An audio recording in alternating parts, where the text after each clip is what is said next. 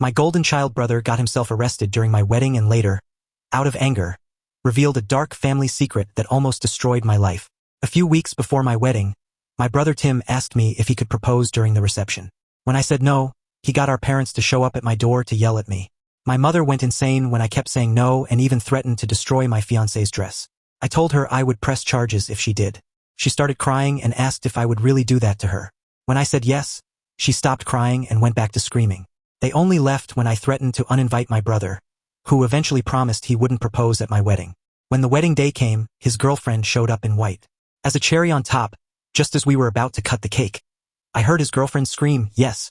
I turned around to see him proposing to her. He put the ring on her finger, but as soon as he did, the maid of honor spilled red wine all over them. Immediately afterward, everything spiraled out of control. My brother was convinced we had planned the spill to embarrass him and his girlfriend. Furious, he caused a scene in front of all the guests. My wife Sarah and I felt everyone's eyes on us. My brother confronted the maid of honor, who was already embarrassed and trying to clean up the mess. Despite her apologies, he accused her of doing it on purpose, yelling and cursing until she cried.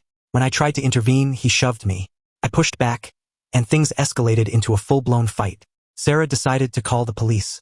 When the police arrived, they talked to everyone involved.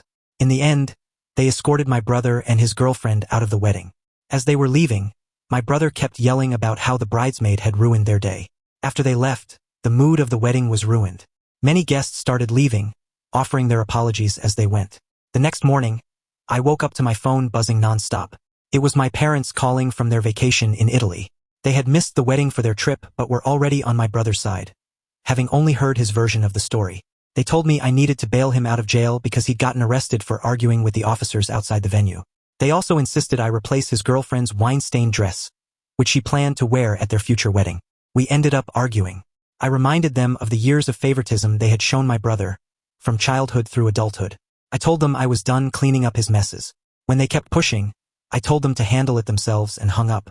Later, my parents returned from Italy and bailed my brother out. I stayed home, focusing on Sarah, who was still upset from the ruined wedding. I brought her breakfast in bed, determined to brighten her day. As we ate, I told her about the call with my parents and reassured her that we wouldn't let them ruin anything else. Afterward, we went shopping, and Sarah's mood began to improve. While we were out, I received a call from my brother. He was clearly drunk and started bragging. He claimed our parents had promised him the family inheritance, including a large trust fund and valuable property. He told me they had left me nothing in their will and laughed, saying I had no chance of changing their minds. The call left me shaken, but I tried to brush it off for Sarah's sake. When we got home, my heart sank to see my brother, his fiancée, and my parents waiting in our driveway. They immediately started demanding that we replace the ruined dress and compensate his fiancée for her emotional damage.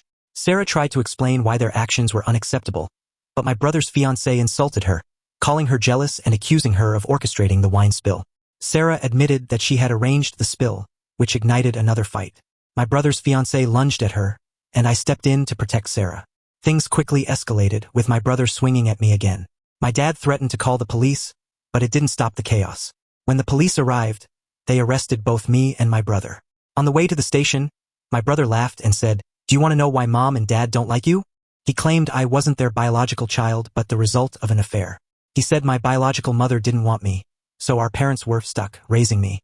He pointed out that I didn't share their eye color as proof. At first, I thought he was just trying to hurt me, but his words planted seeds of doubt. When we arrived at the station, Sarah bailed me out. My brother stayed in his cell, screaming for Sarah to help him too. She refused. On the drive home, I told Sarah what my brother had said. She was shocked and encouraged me to confront my parents. But I wasn't sure if I wanted to know the truth. Sarah reassured me that no matter what, she would stand by me. Update 3 years later.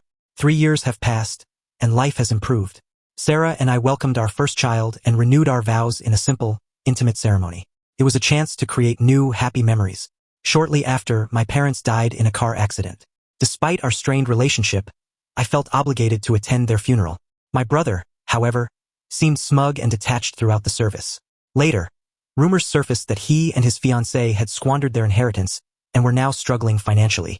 Out of the blue, my brother called me one day, claiming he had left his fiancée and wanted to mend our relationship. I listened but ultimately decided to block his number. Sarah and I chose peace over chaos. We've built a family rooted in love, and that's all that matters now.